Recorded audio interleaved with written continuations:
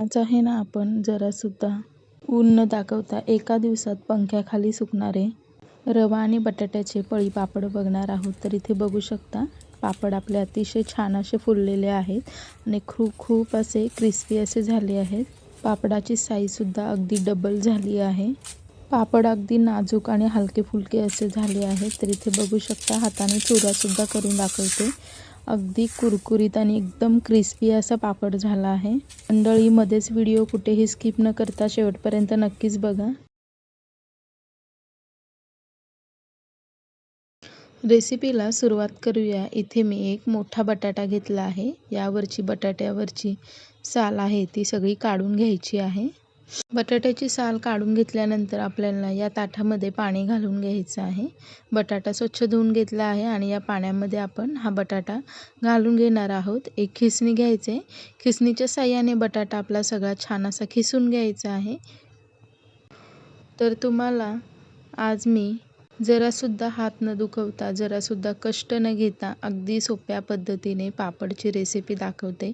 तर ही रेसिपी आहे ना, हे पापड अगदी 1-2 वर्ष सहज टिकतात आणि छान कुरकुरीत आणि खमंगसुद्धा लागतात।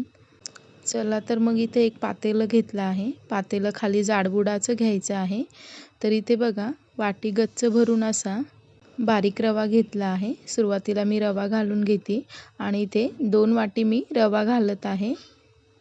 तर दोन्ही वाटी अगदी गच्च अशा भरून घेतल्या आहेत आणि दोन्ही वाटीमधला रवा या पातेल्यामध्ये घालून घेत आहे।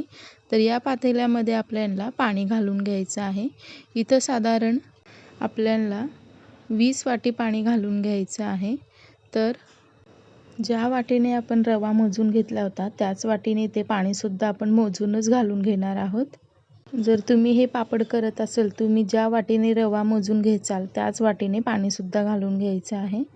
आणि इथे थंड पाण्याचाच वापर केला आहे मी। थंड पाणीच या रव्यामध्ये घालून घेत आहे। तर 1 वाटी जर तुम्ही रव्याचे पापड करणार असाल तर छोटा बटाटा घ्यायचा आहे आणि 1 वाटीसाठी ते 10 वाटी पाणी मोजून घ्यायचं आहे। 2 वाटी रवा घेतला होता म्हणून मी ते 20 वाटी पाणी मोजून घेतलं आहे। तर यापेक्षा तुम्ही जास्त रव्याचं सुद्धा तुम्ही पापड करू शकता। चवीला खूप सुंदर आणि करायला देखील खूप सोपी अशी रेसिपी आहे। तर इथे 20 वाटी पाणी मोजून तयार झालं आहे आणि ते बघा रवा हा सगळा आहे तो या पाण्यामध्ये असा चमच्याच्या साहाय्याने मिक्स करून घ्यायचा आहे। आणि आता गॅस मी पेटवून घेते। गॅसवर हे पातेलं ठेवलं आहे आणि गॅसची फ्लेम आहे ती मोठीच ठेवली आहे। जोपर्यंत आपलं हे पाणी छान उकळत नाही तोपर्यंत आपल्याला गॅसची फ्लेम मोठीच ठेवायची आहे। कुठेही मीडियम किंवा लो टू मीडियम हीटवर असा गॅस न ठेवता गॅस मोठा ठेवून आपल्याला हे सारखं एक सतत हलवत राहायचं आहे। रवा असल्यामुळे रवा तळाशी चिटकला जाईल यासाठी आपल्याला एकसकट आणि गुठळ्या न होता आपल्याला सारखं या चमच्याच्या साहाय्याने आपल्याला हे पातेल्यातला रवा आहे तो छान असा शिजवून घ्यायचा आहे।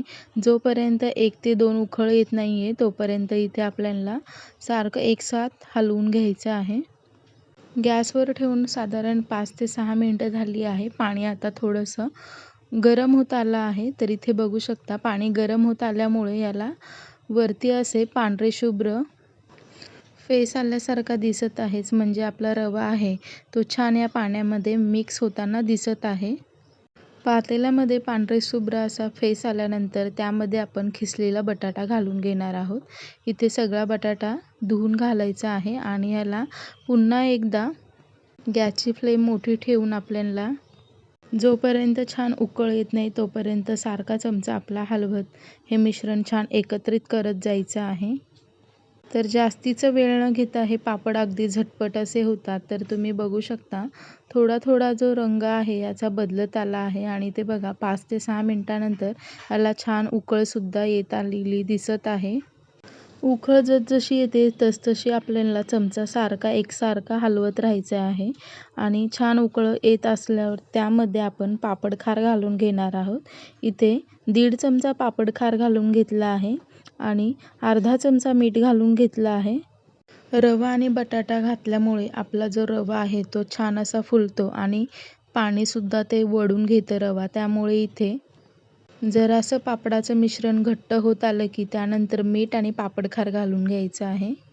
जर आपण असंच सुरुवातीला जर मीठ घालून घेतलं असतं तर हे जे मिश्रण होतं ते हळूहळू शिजत घट्ट व्हायला सुरुवात होते आणि मग मीठ आणि हे पापडखार जास्त झालं असतं. म्हणून जेव्हा पीठ आपल्याला शिजत आल्यासारखं दिसतं तेव्हाच आपल्याला मीठ आणि पापडखार घालून घ्यायचं आहे. आणि इथे 1 चमचा जिरे देखील घालून घेतले आहेत. आपल्याला हे पीठ असं छान आता लो टू मीडियम हीटवर गॅस ठेवायचा आहे आणि छान आपलं पीठ हे शिजवून घ्यायचं आहे. आणि झाकण लावून जर शिजवायचं असेल तर गॅसची फ्लेम पूर्ण लो अशी ठेवायची आहे. आणि आपले हे जे पापडचं पीठ आहे ते छान आपल्याला उकळवून छान शिजवून घ्यायचं आहे. साधारण 15 ते 20 मिनटं आपलं हे छान पीठ मंद आचेवर शिजवून घ्यायचं आहे. जितकं छान तुम्ही पीठ शिजवाल तितके छान हे पापड चवीला खुसखुशीत आणि खमंग लागतात. नाहीतर काय होतं ना, पीठ जर अर्धं कच्चं राहिलं तर जेव्हा आपण पापड घालतो तो घालताना पापड चांगला दिसतो, पण जेव्हा पापड वाळतो ना त्या पापडाचे तुकडे पडतात. म्हणून इथे पीठ शिजवतानाच अगदी व्यवस्थितपणे पीठ शिजवून घ्यायचं आहे. असेच आपण साधारण 5 मिनिटासाठी झाकण लावून पीठ शिजवून घेतलं आहे. आणि इथे बघा गॅसची फ्लेम मी आता मोठी केली आहे. किती सारे बबल्स या पिठामध्ये आलेले दिसत आहे. पीठसुद्धा अगदी शिजल्यासारखं दिसत आहे आणि एकसारखं या पिठाला तार देखील आली आहे. म्हणजे जे आपलं पीठ आहे ना अगदी व्यवस्थितपणे शिजलं आहे. पळी पापड घालण्यासाठी अगदी परफेक्ट असं हे पीठ शिजलं आहे. तर इथे बघू शकता तुम्ही. आता आहे ना मी गॅसची फ्लेम बंद करते आणि आपलं जे पीठ आहे ना त्याचा रंग बघू शकता. अगदी चकाकी छान आली आहे या पिठाला. तर इथे तुम्ही बघू शकता पिठामध्ये किती छान अशी चकाकी दिसत आहे वरूनच या पिठामध्ये. कडेने सुद्धा इथे बघू शकता. तर पापडसाठी हे आपलं पीठ आहे ना अगदी परफेक्ट असं शिजलं आहे. तर आता या पिठाला आपण थोडंसं 10 मिनटं गार होण्यासाठी ठेवून देणार आहोत. गॅसची फ्लेम बंद झाली आहे आणि एकसारखं आपलं हे पीठ तार आल्यासारखं दिसत आहे. तर इथे पंख्याखाली हे पीठ आपल्याला ठेवायचं आहे एक साधारण 5 ते 6 मिनटासाठी झाकण उघडून. तर इथे बघू शकता पंख्याखाली पीठ ठेवलं होतं. थोडंसं आणखीन दाटसर असं पीठ झालं आहे. चमच्याला देखील अगदी चिकटपणा असं हे पीठ वाटत आहे. तर इथे पळी पापड करण्यासाठी हे पीठ तयार झालं आहे. तर आपण एका प्लास्टिक कॅरी बॅगवर पळी पापड घालून घेणार आहोत. तर या पद्धतीने आपल्याला हलक्या हाताने गोल गोल फिरवत पळी पापड घालून घ्यायचे आहेत. पळी पापड करत असताना अगदीच पातळ न थर ठेवता थोडासा जाडसर थर ठेवायचा आहे. जेणेकरून ते प्लास्टिकवरून काढताना देखील हे पापड तुटणार नाहीत किंवा फाटणार देखील नाहीत. अशा पद्धतीने आपल्याला पळी पापड घालून घ्यायचे आहेत. तर आहे ना मंडळी अगदी झटपट आणि सोपी. कोणत्याही एक दिवस भिजत घालणं किंवा वाटणं कुटणं कोणताही पसारा न करता, जास्तीचा भांड्याचा वापर न करता एकाच पातेल्यात पळी पापडची रेसिपी तयार होते. तर इथे बघू शकता पापड आपले छान वाळले आहेत. हे पापड मी जरासुद्धा उन्हात न वाळवता खाली पंख्याखालीच वाळून घेतले आहेत. तर इथे बघू शकता पापड किती सुंदर झाले आहेत. अगदी पातळ माझा हातसुद्धा या पापडामधून दिसत आहे. तर एक पापड मी तेलात तळून देखील दाखवते. ते बघू शकता पापड छान असा डबल फुगला आहे. तर दुसरा देखील पापड मी तेलामध्ये तळून दाखवते. ते बघू शकता तुम्ही. पापड किती छान असा तेलात टाकता क्षणी फुलून वर येत आहे आणि अगदी हलका फुलका आणि क्रिस्पी असा दिसत आहे. तर बघा करायला ही रेसिपी खूप सोपी आहे. तुम्ही देखील तुमच्या घरी ही रेसिपी घरी नक्कीच ट्राय करा. चॅनलवर नवीन असाल तर चॅनलला देखील नक्की सबस्क्राईब करा आणि माने रेसिपी सोलापूरचे नोटिफिकेशन सहज असे मिळवत राहा. जर पापडची रेसिपी खूप जास्त आवडली असेल तर जास्तीत जास्त लोकांपर्यंत नक्कीच शेअर करा.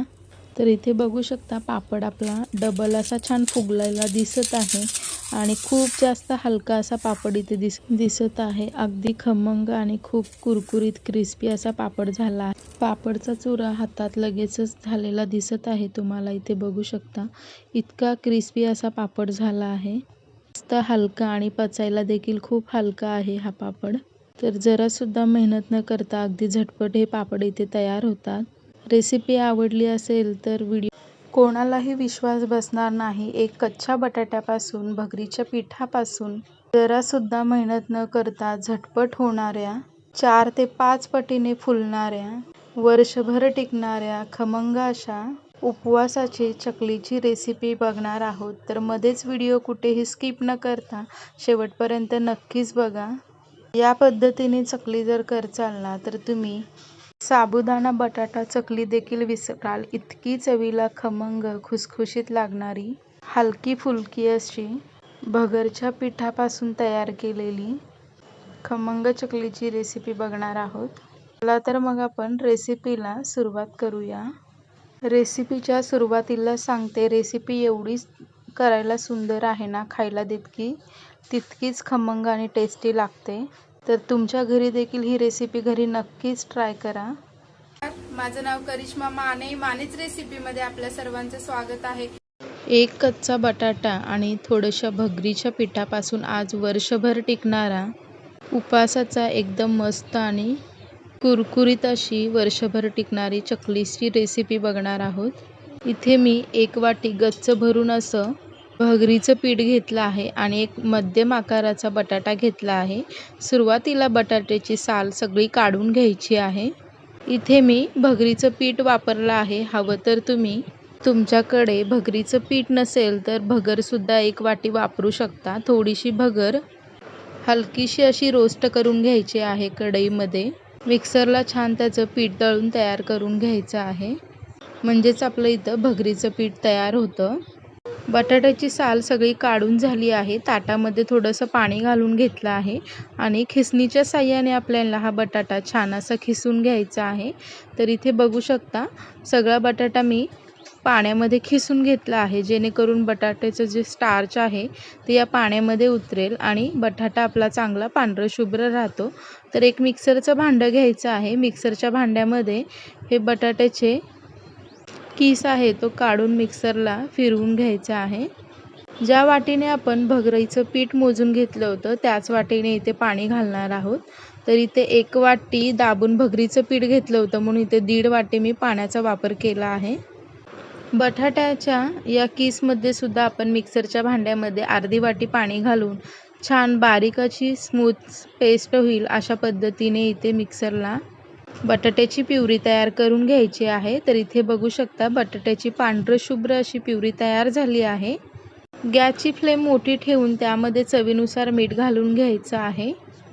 तर यामध्ये तुम्ही हवं तर चकली फुगण्यासाठी तुम्ही सोडासुद्धा खायचा वापरू शकता. तर इथे मी 1 चमचा छोट्या चमच्याने चिली फ्लेक्स वापरले आहे. हवं तर तुम्ही हिरवी मिरचीचे बारीक तुकडेसुद्धा करून या पाण्यामध्ये घालू शकता. पाण्याला छान उकळ आली की बटाट्याची जी प्युरी तयार करून घेतलेली ही प्युरी या पाण्यामध्ये घालून घ्यायचं आहे. तर इथे बघू शकता सुरुवातीला नुसता आपल्याला फेस असा दिसतो. गॅसची फ्लेम लो टू मीडियम हीटवर ठेवायची आहे आणि बघा तुम्ही आता हळूहळू हे जे बॅटर आहे ते थिक होत येत आहे. तर इथे बघू शकता तुम्ही. तर बटाट्याच्या प्युरीचा रंग देखील बदलत आहे आणि हे जे मिश्रण आहे ते थोडंसं दाटसर होत आलं आहे. बटाट्याची जी प्युरी आहे ना, अगदी छानपणे आपल्याला या पाण्यामध्ये उकळवून घ्यायची आहे आणि अगदी छान असं शिजवून घ्यायचं आहे. जितका बटाटा छान शिजेल ना, तेवढीच आपली ही जी चकली आपण तयार करणार आहोत खायला देखील खूप खमंग अशी लागते. तर बघा साधारण 5 ते 6 मिनिटांमध्ये जी प्युरी आहे आपली बटाट्याची दाटसर होत आली आहे. असं घट्टपण आणि भरपूर सारे यामध्ये फेस येत आहे, तिथे बघू शकता तुम्ही, आणि घट्ट होत आली अशी दिसत आहे. तर फेस पूर्ण असा वरपर्यंत आला ना तर गॅसची फ्लेम पूर्ण लो अशी ठेवायची आहे आणि त्यामध्ये आपल्याला हे भगरीचं पीठ घालून घ्यायचं आहे. इथे बघू शकता मी कशा पद्धतीने भगरीचं पीठ घातलं आहे आणि गॅसची फ्लेम पूर्ण लहान ठेवायची आहे. पटापट आपल्याला हे भगरीचं पीठ या बटाट्याच्या प्युरीमध्ये मिक्स करून घ्यायचं आहे. एकही गुठळा न राहता आपल्याला हे पीठ व्यवस्थितपणे मिक्स करून घ्यायचं आहे. तर ही चकली पातेल्यात तुम्ही करत असताना थोडंसं खाली जाडबुडाचं पातेलं घ्या, म्हणजे हे काय होईल ना, पीठ टाकल्यानंतर तळाशी चिकटणार नाही आणि छान आपलं इथं पीठसुद्धा छान शिजून येईल. अशा पद्धतीनं खाली जाडबुडाचं पातेलं घ्यायचं आहे आणि आपली इथे बघू शकता तुम्ही पीठ तयार होत आलं आहे. तर इथे बघा चकलीचं पीठ कसं तयार झालं ओळखायचं. चकलीचा पिठाचा गोळा एक असा तयार झाला की समजायचं की आपलं हे जे चकलीचं पीठ आहे ते तयार होत आलं आहे. तर हे पातेल्याने हा गोळा सोडला होता आणि थंड झाल्यानंतर बघा पूर्ण पातेल्याने गोळा सोडला आहे. व्यवस्थितपणे हे पीठ आहे पातेल्यातून बाहेर येत आहे. साधारण 10 ते 15 मिनिटांमध्ये हे पीठ आपल्याला झाकून ठेवायचं आहे. झाकून ठेवूनच हे पीठ गार करून घ्यायचं आहे. तर हे पीठ आहे ना थंड झालं आहे, पूर्ण प्रॉपर असं थंड झालं आहे पीठ आणि एका ताटामध्ये काढून घ्यायचं आहे. तर इथे हाताला पाणी लावून घ्यायचं आहे. पाणी लावून आपल्याला हे पीठ व्यवस्थितपणे मळून घ्यायचं आहे. जसं की आपण चकलीला जशा पद्धतीने पीठ मळतो तशा पद्धतीने इथं पाणी लावून पीठ मळून घ्यायचं आहे. तेलसुद्धा घालू शकता, पण तेलाने काय होतं ना, चकली ही आपली वर्षभर टिकत नाही. त्यामध्ये खुमट आणि खवट असा वास येतो तेलाचा. म्हणून इथे तेलाचा वापर न करता हाताला थोडंसं पाणी लावून आपल्याला हे पीठ छान एकजीव होईल अशा पद्धतीनं मळून घ्यायचं आहे. तर इथे बघू शकता कशा पद्धतीनं मी पीठ मळत आहे. पीठ जरासुद्धा हाताला चिटकत नाही आहे पाणी लावल्यामुळं. ते व्यवस्थितपणे ताठातून निघत आहे. तर इथे आपलं पिठाचा गोळा इथे मळून तयार झाला आहे. तर याचीच आता आपण चकली तयार करून घेणार आहोत. तर 2 बॅचमध्ये याचे गोळे तयार करून घ्यायचे आहेत.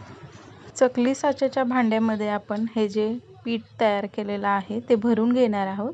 थोडंसं चकलीच्या साच्याला पाणी लावून घेतलं आहे आतमधून आणि इथे बघू शकता चकलीचा साचा घेतला आहे आणि हा चकलीचा साचा भरून घ्यायचा आहे गच्च असं. तर यामध्ये चकलीचा साचा नीट ठेवून छान बंद करून घ्यायचा आहे आणि इथे आपण चकली पाडून घेणार आहोत. तर इथे बघू शकता तुम्ही चकली आपली व्यवस्थितपणे साच्यातून बाहेर येत आहे. जरासुद्धा चकलीचं पीठ अजिबात तुटलं नाही किंवा मध्येच ते तुकडे पडले नाही चकलीची. व्यवस्थितपणे आपली ही चकली गोल अशी झाली आहे. तर इथे बघू शकता जितकं छान तुम्ही पीठ शिजवाल तेवढं छान आपल्या इथे चकल्या तयार होतील. तर इथे बघा दुसरी देखील चकली मी वळून दाखवली आहे. ती देखील आपली छान गोल अशी चकली तयार झाली आहे. तर इथे 2 ताट आपल्या चकल्या तयार झाल्या आहेत. तर ह्या सुकवण्यासाठी ठेवणार आहोत. ह्या चकल्या तुम्ही उन्हामध्ये सुद्धा वाळत घालू शकता किंवा पंख्याखाली 2 ते 3 दिवस छान सुकवू शकता. घरात देखील हे मी चकल्या घरातच सुकवून घेतल्या आहेत पंख्याखाली. तर इथे बघू शकता आपले किती चकल्या छान वाळून कडकडीत झाल्या. गॅसवर कढई गरम करण्यासाठी ठेवली होती. कढईमध्ये तेल आपलं छान गरम झालं आहे. एक चकली तुम्हाला तेलामध्ये सोडून दाखवते. इथे बघू शकता अगदी टंब अशा चकल्या आपल्या फुगून वर आलेल्या आहेत. तर चकल्यांची क्वांटिटी बघू शकता किती छोटी आणि लहान होती. आता त्या चकल्या अगदी फुलून अशा वर आलेल्या दिसत आहेत. अगदी हलक्या अशा चकल्या झाल्या आहेत. तर ह्या सोप्या पद्धतीची बटाटा भगराच्या पिठाची चकली तुम्ही देखील घरी नक्कीच ट्राय करा. करायला सोपी, खायला खूप उत्तम आणि चविष्ट, मेहनतीची आणि झटपट होणारी स्वादिष्ट अशी खमंग उपासाची चकलीची रेसिपी इथे मी शेअर केली आहे. तर माझा व्हिडिओ आवडला असेल तर जास्तीत जास्त लोकांपर्यंत शेअर करा आणि व्हिडिओला देखील भरभरून लाईक करा. तर इथे बघू शकता 2 बॅचमध्ये मी चकल्या तळून दाखवल्या आहेत. सगळ्या चकल्या आपल्या एकूण एक फुलल्या आहेत. तर इथे बघू शकता चकल्या आपल्या किती छान फुललेल्या दिसत आहेत. अगदी हातामध्ये घेतल्यावर हलकी फुलकी इथे चकली लागत आहे. तर इथे दोन्ही चकलीच्या क्वांटिटी तुम्ही बघू शकता किती लहान अशी वाळलेली चकली दिसत आहे आणि तेलामध्ये तळलेली चकली आहे ती त्याच्यापेक्षा 3 ते 4 पटीने छान फुललेली दिसत आहे. तर भगरच्या पिठाची बटाटा चकली तुम्ही देखील घरी नक्कीच ट्राय करा. म्हणजे खूप भारी लागते ही चकली आणि सहज 1 ते 2 वर्ष सहज असे हवाबंद डब्यामध्ये छान टिकून राहते. तर इथे बघू शकता चकलीचा चुरा देखील मी हाताने करून दाखवत आहे. चकली पटकन हातामध्ये तोडली जात आहे. इतकी ही हलकी अशी झाली आहे चकली आणि दिसायला देखील पांढरी शुभ्र अशी चकली दिसत आहे. तर माने रेसिपीचे व्हिडिओ आवडत असेल तर चॅनेलला नक्की सबस्क्राईब करा. समोर बटाट्यापासून तयार केलेली चकलीची रेसिपी आवडली असेल तर व्हिडिओला कमेंट देखील करायला अजिबात विसरू नका.